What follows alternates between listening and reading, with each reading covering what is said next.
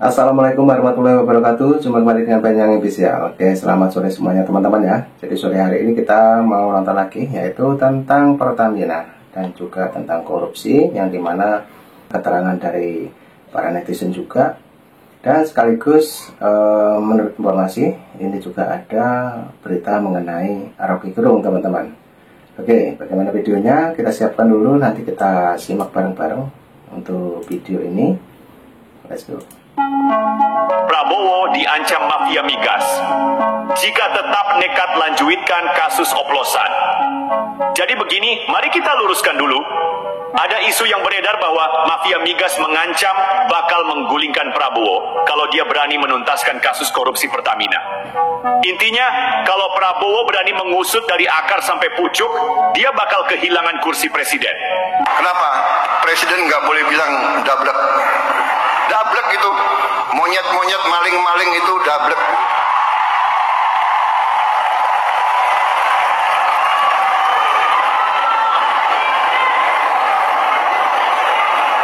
Nggak sadar-sadar, ya.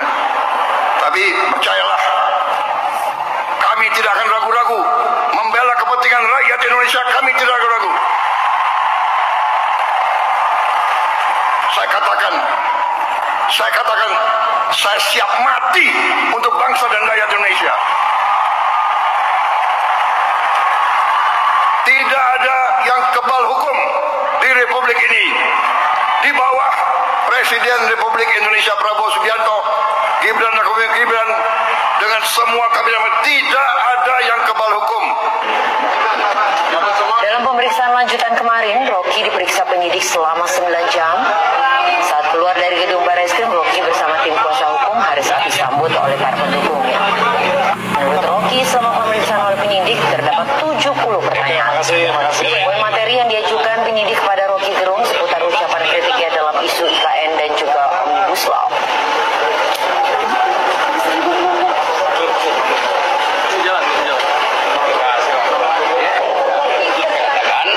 Saya memanfaatkan hasil-hasil riset, terutama yang bersifat mengkritik, yang memuji ya bagian yang lain tuan. Jadi bagian itu yang saya terangkan, riset LBH, riset Walfi. Jadi saya dasarkan argumen saya di dalam peristiwa itu saya memberi dua hal. Pertama, semangat perjuangan buruh. Yang kedua, peralatan konseptual untuk bertengkar dengan kekuasaan di dalam dua bidang itu, IKN dan Omnibus Law. Itu aja tuh. Tidak ada orang yang merasa superior di atas segalanya, apalagi mengaku-mengaku sebagai akademisi, berbicara sembarangan, terutama kepada pemerintah. Saya pengkritik pemerintah, saya sering gugat presiden, ketua DPR, gubernur, dan sebagainya. Tapi tetap ada cara-cara yang masih bisa ditolerir, mencaci maki pemimpin kita.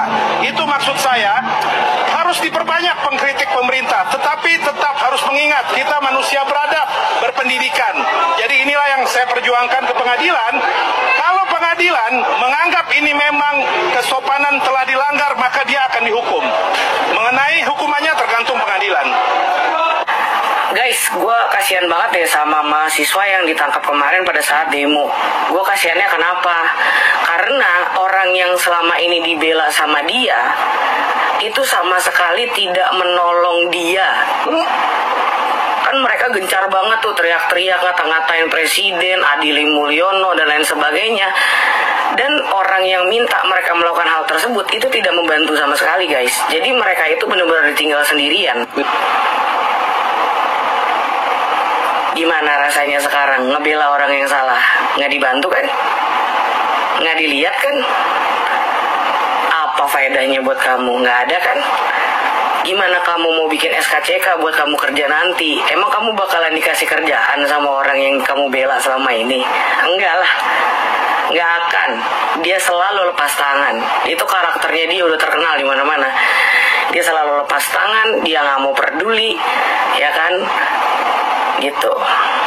Jadi makanya buat temen-temen semuanya, kalau lu pengen bela orang, lihat-lihat dulu. Kalau lu pengen bantu orang, lihat-lihat dulu. Lihat aja Mami Nunung sekarang tuh. Contohnya. Jadi bantulah orang-orang yang menurut kamu lebih layak dibantu dibandingkan mereka yang tidak akan pernah tahu rasanya untuk bisa berterima kasih sama kamu. Tembak kaki mahasiswa yang buron selama 6 hari. Ya, mahasiswa yang menghina ataupun membakar foto Presiden Prabowo Subianto buron. Ini sudah tertangkap dan tertembak kakinya. Kenapa ditembak? Lantaran saat akan ditangkap melawan polisi. Nah, ini baru mantep.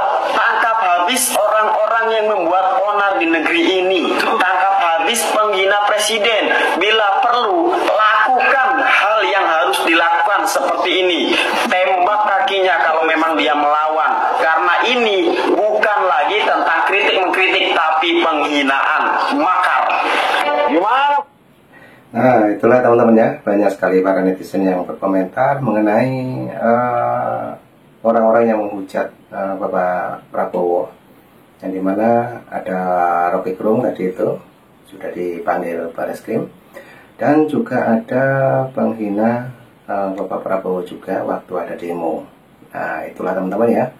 Jadi kali ini sepertinya juga ada yang berkomentar tentang dimana Pak Ahok di Pertamina, teman-teman. Oke, jadi intinya dari Bapak Prabowo tidak ada yang kebal hukum. Oke, lanjut untuk videonya, kita play dulu. Inilah video dari Pak Ahok. Lanjut. Pak Ahok setelah diperiksa Kejagung selama lebih dari 8 jam. Jadi ternyata dari Kejaksaan Agung mereka punya data yang lebih banyak daripada yang saya tahu.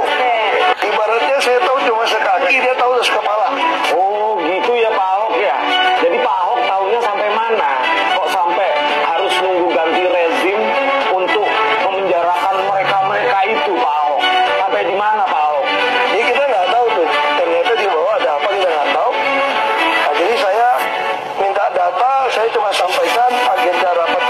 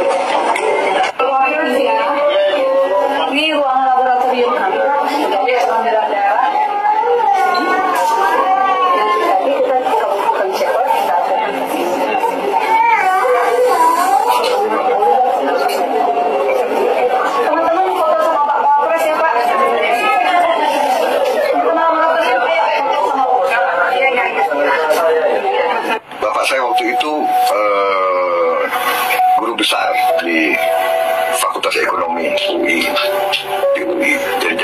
Dan dia juga masuk keluar kabinet, dia juga kadang-kadang masuk jadi menteri, kadang-kadang dia keluar, dan dia tapi istilahnya kegiatan pokoknya sebagai dekan Fakultas Ekonomi. Jadi saya sering dibawa ke Fakultas Ekonomi UI di Salemba waktu itu. Kemudian kan ada pergolakan tahun 57, 58 ya, pergolakan ideologis. Waktu itu PKI kuat, jadi pertentangan sudah mulai waktu itu kan, antara apakah kita akan ke arah kiri dengan komunisme atau kita akan ke arah kanan dengan negara agama atau Pancasila. Jadi ini waktu udah dari situ. Kemudian bapak saya kan di pihak yang waktu itu tidak setuju dengan komunis, ya. Tapi dia di partai sosialis, banyak kerjasama dengan partai-partai tengah gitu. Jadi saya ingat waktu kecil saya juga sering untuk merasa bahwa rumah kita pernah diserang oleh masa PKI gitu, karena bapak saya dianggap anti PKI. Kemudian pecah.